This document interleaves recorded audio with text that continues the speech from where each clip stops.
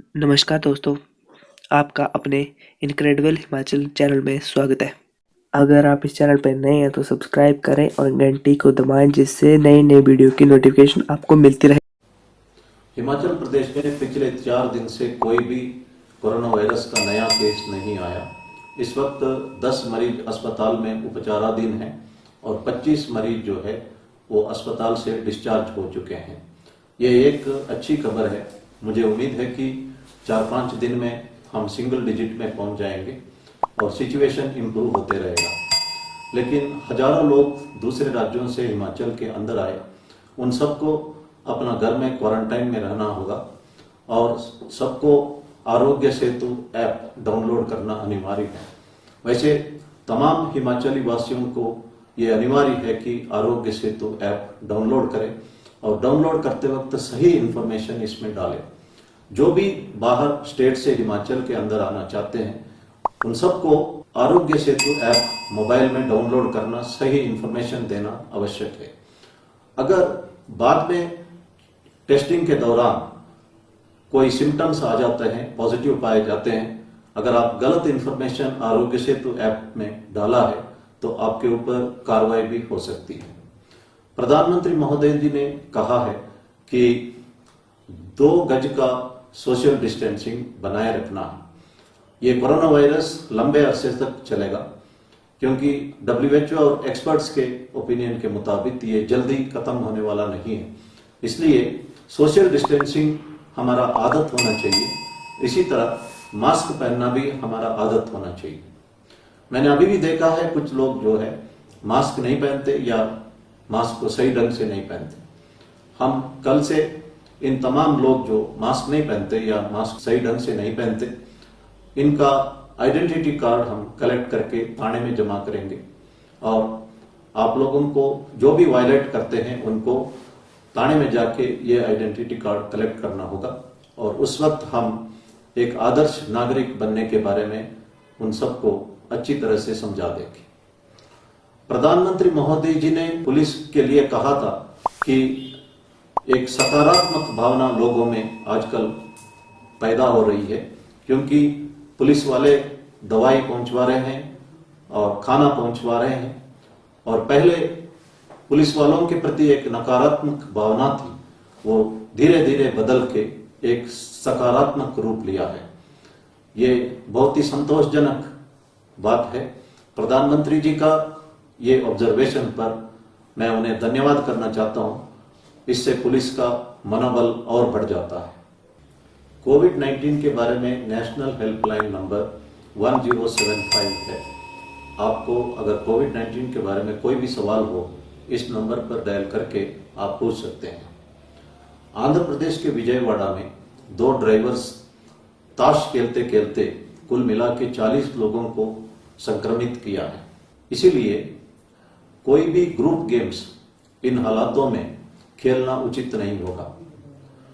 कुछ बच्चे online games खेलते हैं जो डेंजरस साबित हो सकता है और बच्चों का जान भी जा सकता है। इसलिए पेरेंट्स को बच्चों के ऊपर नजर रखना आवश्यक है।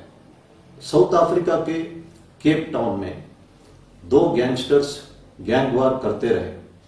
जैसे ही कोरोना वायरस स्प्रेड हुआ, ये दोनों गैंगस्टर्स ने डिसाइड किया कि इस वक्त हम लोगों को फूड और मेडिसिन बांटेंगे और कोरोना वायरस खत्म होने के बाद आपस में लड़ने के बारे में सोचेंगे।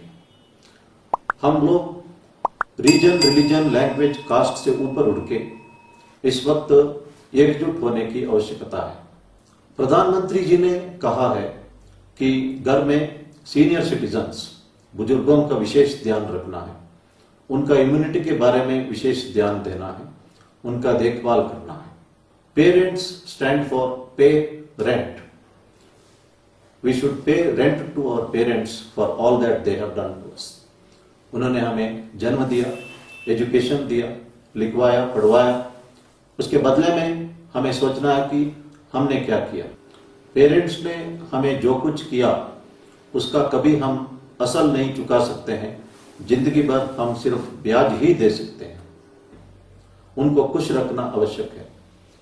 पेरेंट्स को सबसे ज्यादा खुशी तब मिलती है जब बच्चे कामयाब हो जाते हैं। हम लोग भी जब जिंदगी में कुछ हासिल करते हैं, सबसे पहले हम पेरेंट्स को सूचित करते हैं। पेरेंट्स खुश हो जाते हैं तो हम अंदर अंदर पूर्ण रूप से खुश होते हैं। जिनकी माँ बाप नहीं है वे सोचते हैं कि काश माँ बाप जिंदा होते तो हम ये खुशखबरी उनको भी सुना देते। इसलिए हम इस अवसर पर अपने पेरेंट्स पर विशेष ध्यान देना चाहिए। ईश्वरचंद विद्यासागर 1820 से 1891 तक जिए थे। उन्होंने संस्कृत लॉ और इंग्लिश की पढ़ाई की थी। बाद में वे विलियम्स कॉलेज कलकत्ता में लेक्चरर बने। लेक्चरर बनने के उपरांत वे अपने गांव गए वेस्ट मिदनापुर डिस्ट्रिक्ट में और अपनी माता से मिले। माता के पास सिर्फ 2-3 पुरानी साड़ियां थी। उन्होंने लोकल फेस्टिवल में देखा कि बाकी औरतों के पास अच्छी साड़ियां थी और आभूषण थे। उन्होंने अपने माँ को कहा कि मैं अभी लेक्चरर बना हूं, अफोर्ड कर सकता हूं, आप बताओ कि आपको कौन सा आभूषण और कौन सी रंग की साड़ी चाहिए। माता ने कहा कि उन्हें 3 आभूषण चाहिए। पहला उन्होंने कहा कि तुम कलकत्ता जाके पढ़ाई कर सका, लेकिन हर बच्चा ये नहीं कर सकता, इसलिए आप एक स्कूल इसी गांव में या पड़ोसी गांव में स्थापित करो ताकि बाकी बच्चे भी पढ़ सकेंगे। इसी तरह उन्होंने कहा कि मैं देख रही हूं कि बच्चे दवाई और डॉक्टर के बिना मर रहे हैं, इसलिए एक डिस्पेंसरी इसी गांव में या पड़ोसी गांव में डॉक्टर के साथ स्थापित करो ताकि बच्चे तथा एडल्ट्स इसका फायदा उठा सकें। फिर उन्होंने ड्रिंकिंग वाटर सप्लाई के बारे में एक और अनुरोध किया। ईश्वरचंद विद्यासागर को हिम्मत नहीं आई कि साड़ियों के बारे में मां से पूछने का। माता ने स्वयं कहा, मैं इन्हीं 2-3 साड़ियों से गुजारा कर लूंगी, कभी भी मुझे मां कहने में शर्म मत किया करो, और आपको जो पढ़ाया गया वो समाज सेवा के लिए। अपना ईगो सबसे नीचे रखो और समाज की सेवा करो, यही मैं तुम्हारे से उम्मीद करती हूं। माता की बातें तीर की तरह ईश्वरचंद विद्यासागर के हृदय में चला गया। वे आखिरी सांस तक अपनी माता को जगन माता के तौर पर पूजते रहे। वे एक महान सोशल रिफॉर्मर थे। जब उन्होंने विडो रीमैरिज के बारे में लड़ाई लड़ना शुरू किया तो सबसे पहले अपना बेटे को एक विडो से शादी करवाई और उन्होंने कई एजुकेशन इंस्टीट्यूशंस एस्टैब्लिश किए। वे रामकृष्ण परमहंस के कंटेम्पररी थे और दोनों बंगाल के महान व्यक्ति थे और दोनों आपस में बहुत अच्छे दोस्त भी थे और दोनों एक दूसरे को सम्मान करते थे।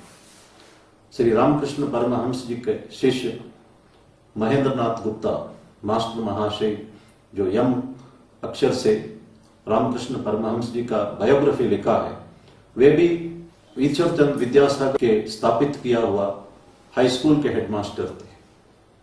ईश्वरचंद विद्यासागर हमेशा मां की बात याद रखते थे, अपने ईगो को हमेशा सबसे नीचे रखते थे। एक बार वे किसी कार्यक्रम में जा रहे थे तो रेलवे स्टेशन में उन्होंने देखा एक ऑफिसर कूली को ढूंढ रहा था।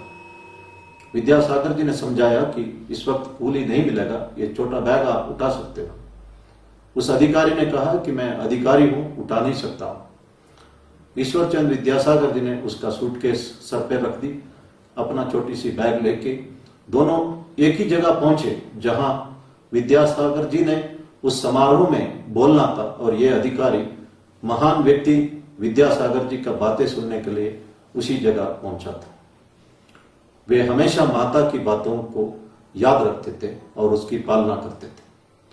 इस एग्जाम्पल से हमें सीखना है कि माँ बाप बच्चों को अच्छा संस्कार सिखाए और बच्चे माँ बाप का योगदान को जिंदगी भर याद रखें और समाज सेवा से ही जो लॉन्ग लास्टिंग हैप्पीनेस हमें मिल सकता है।